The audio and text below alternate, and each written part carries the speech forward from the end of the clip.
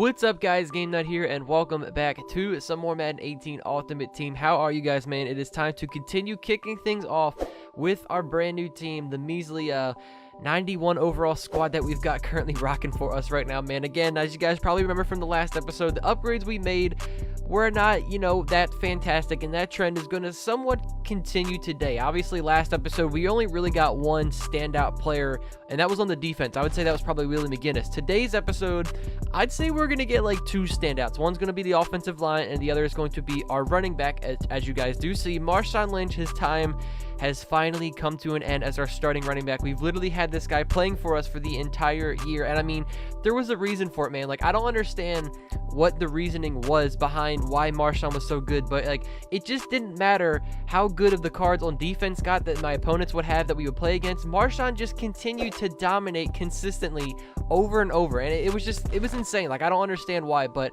eventually we're gonna bring in like the new Marshawn. I think he's got like a 97 overall signature or something like that. We're definitely gonna try him eventually at some point, but of course for now we've got to get ourselves a new running back. It is long overdue. Now, behind getting our new running back, we've got to get some new offensive linemen to help protect for the running back. And once again, like I did say in the last episode, and as I did say at the start of this one, some of the players we're going to be getting are definitely a little underwhelming. You guys just have to remember and bear with me. These cards are the cards that I've been getting for the team, before I took like my 4-month break or something like that. So the guys, specifically as our left guard and right tackle, are not very good overalls. Again, they are only going to be temporary positions for the team. We are going to be getting much higher overall cards at those positions for the O-line, but just for now, guys, bear with me. I promise you, we're going to be getting some beast all over this entire team. This is probably going to be the last episode where we're getting some like really weak upgrades to the team. So as you guys are seeing, we've got two 92 overalls boosted up because of chemistries. Left guard, we've got Roger Saffold. Right tackle, we have Ryan Ramczyk, I think is how you say his name. And then at right guard, this is the beast that we are bringing in, like I did say, for the offensive line. We've got playoff set for the Steelers, David DeCastro. He is a 95 overall. Definitely probably the best offensive lineman we now do currently have on the team. Now, as we take a look at our starting running back, who is the guy we are going to be picking up, you guys are seeing it right now. I was in a bidding war for the longest time with whoever was going against me, and eventually I was able to win this thing for just under 200,000 coins. I mean, you guys see there's 468 bids. Once we reveal who the card is, it is in fact going to be the offensive player of the year, 95 overall Todd Gurley, NFL playoffs edition.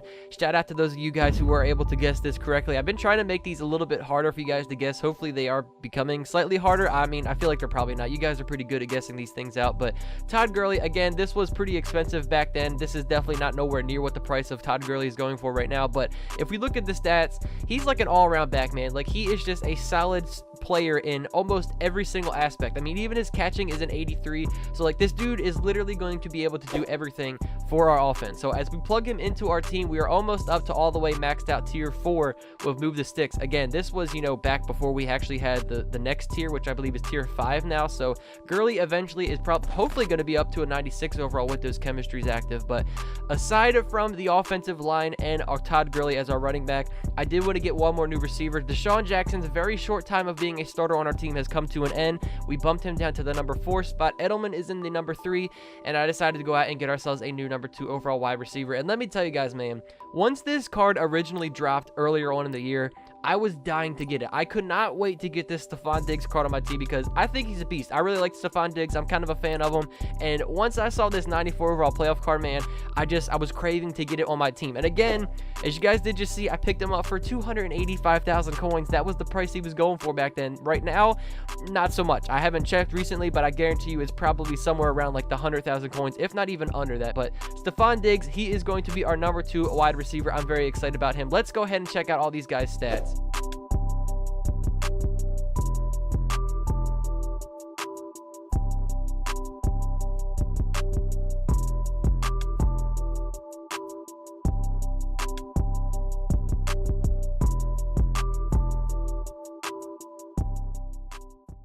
So now that you guys are a little bit more familiarized with the stats of our offensive players, which I do think things are coming along very nicely over there, we've got to once again give some love to the defense. Now, we really didn't do so much to the defense last episode, and we're not really going to be doing a whole lot today either. We're only going to be making 2 upgrades, and again, These are going to be very weak upgrades, but they're going to be at our right and left end. Both of our defensive ends were getting upgrades. Ezekiel Ansah and Leonard Williams, their time has come to an end. They were definitely pretty good while they played for us, but we've got to get some new temporary, once again, I said it, temporary starters for the team. They're not that great, but again, we'll be getting some newer and better beasts at these positions as these episodes progress. Now, at the right end spot, we do have a legend, Richard Dent, who is a 93 overall. Again, going with that blanket coverage chemistry.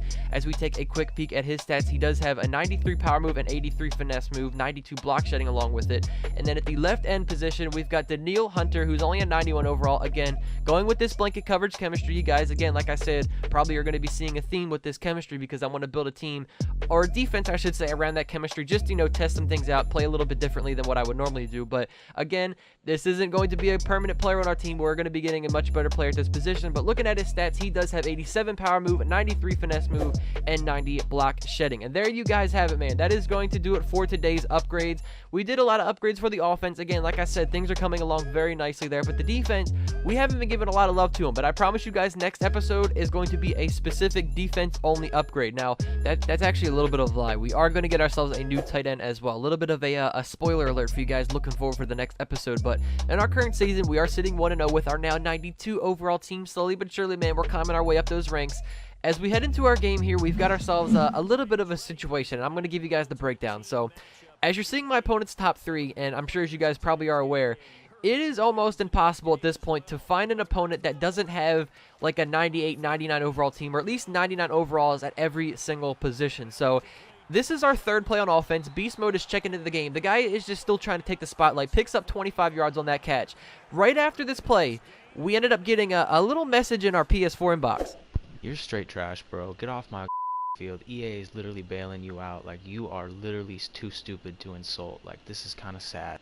Wow, what a nice guy, man. It's so great to come back and play Madden. My first game online, and that's what I get greeted by, man. You know, this community's so great, man. But anyways, back to what I was saying about playing against these 99 overall teams. I mean, it was just a struggle. Like, I just have to try extra hard because the CPU by itself just being 99 overall cards are really difficult to go against. And I tried, man. I don't know if you guys saw that play. If you pause it and like keep clicking play and pause really fast, you'll be able to see there that for a split second, I went to slide there with Steve Young on that play. But of course, I get hit sticked, he fumbles, and this guy starts showboating, you know, as soon as he gets the recovery, like he's some sort of god playing against a team that's like 7 overalls under him. I don't know. At that point, I really did not want to play against the team. And then, you know, Barry Sanders is going to spin move and juke out my entire team. I wasn't feeling that, man. And I'm not going to lie to you guys. I did demote myself. I went online, played a match, and then just immediately quit to demote myself to go down a division in hopes that I would play against some teams that were not as OP. And as you guys are seeing here, that didn't really work out too well, as our opponent's top 3 is still 99 overalls. Well, hopefully, you know, going down in the division, that will help decrease the skill rank a little bit. And I mean, I'll be honest with you guys, I did that because like I just really don't feel like facing these 99 overall teams when I'm severely underpowered to these guys. And you know, obviously some of these games I'm going to go into and I'm going to lose. And if it's an entertaining gameplay, I'll show you guys. That's my main objective with these episodes. You know, if it turns out to be like a close game, neck and neck, and I end up losing, I'll show you guys. But if I lose a game because I'm playing against the OP team that's all 99 overalls and I can't get anything going, I'm not going to show you guys that because it's just not entertaining to watch. It's kind of boring. So, for instance, here in our first game of the new season, Beast Mode gets a touchdown. Then Ed Reed gets the tip pick for a 98-yard interception return for a touchdown, and our opponent ends up quitting the game.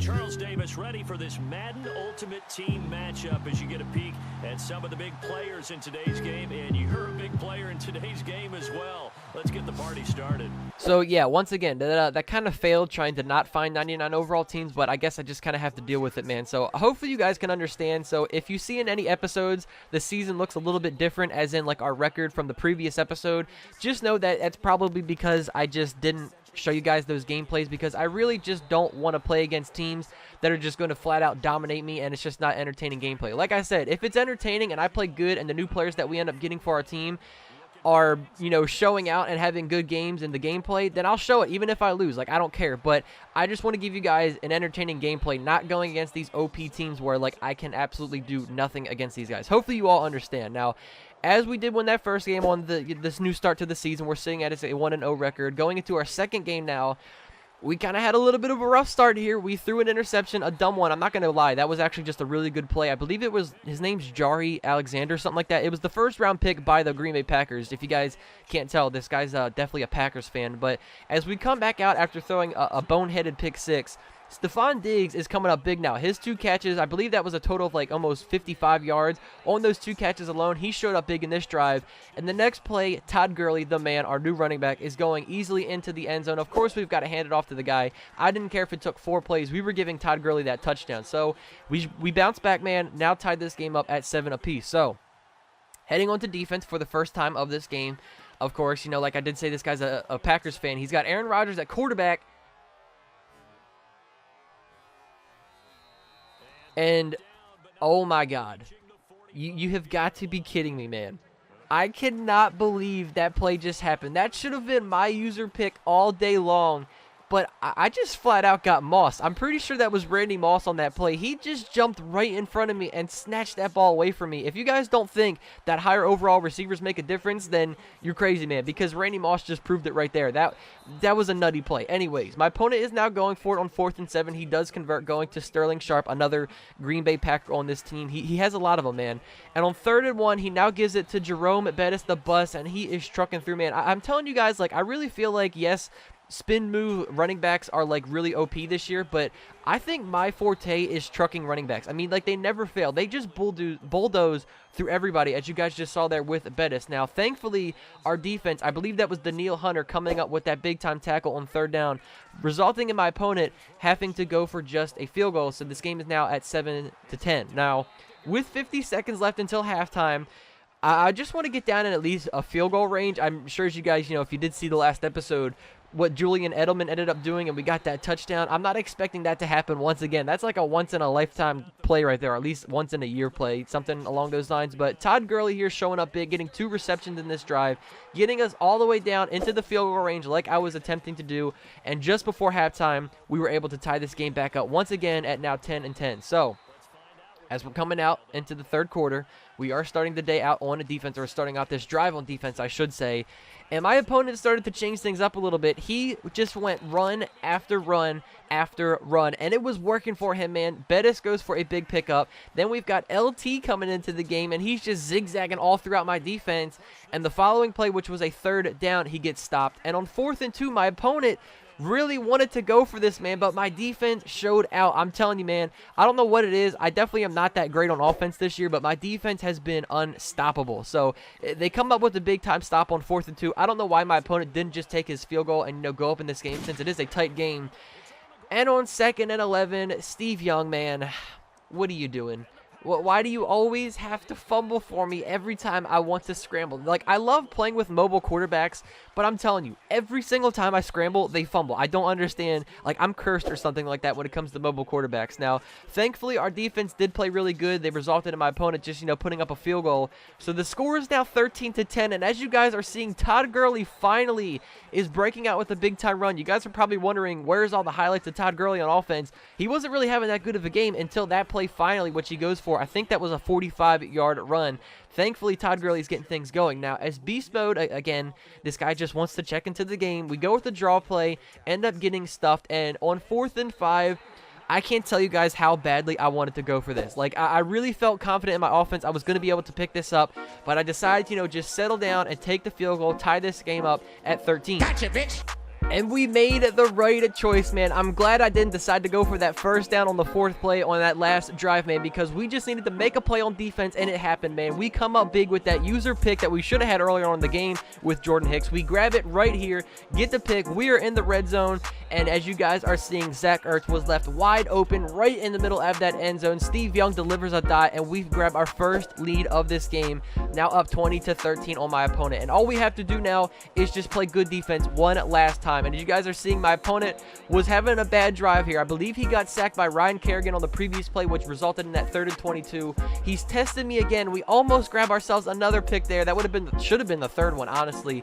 And on 4th and 22, desperation time kicked in from my opponent. He just throws it up, a dumb play. It is a turnover on downs, and This play might have been a little unnecessary, I'm not going to lie, man, but Todd Gurley, I had to give him one more touchdown. This is his episode. He goes in, uses that speed for his second touchdown of today, and right after that play, my opponent paused the game, and you guys are seeing your peer has conceded the game. So there you guys have it. Our new season is sitting at a 2-0 record. Hopefully all of you guys can understand my frustration with, you know, trying to not play against these 99 overall teams. I'm going to go into these games and play my absolute best. I'm not going to try and, you know, not quit every single game just because I go against a 99 God squad. But like I said, if it does end up turning to be like a really crappy gameplay and it's not fun to watch, you know, whether I win or lose, I'm not going to show you guys. But hopefully just in the end of the day, if it's a really good game and I think it's entertaining to watch, whether again I win or lose, I will show you guys. But anyways, thank you all so much for watching, man. I hope all of you guys did enjoy. Make sure you guys put a thumbs up on the video if you did, subscribe if you're new, and I will catch you guys all in the next one, man. Take it easy, guys. Peace out.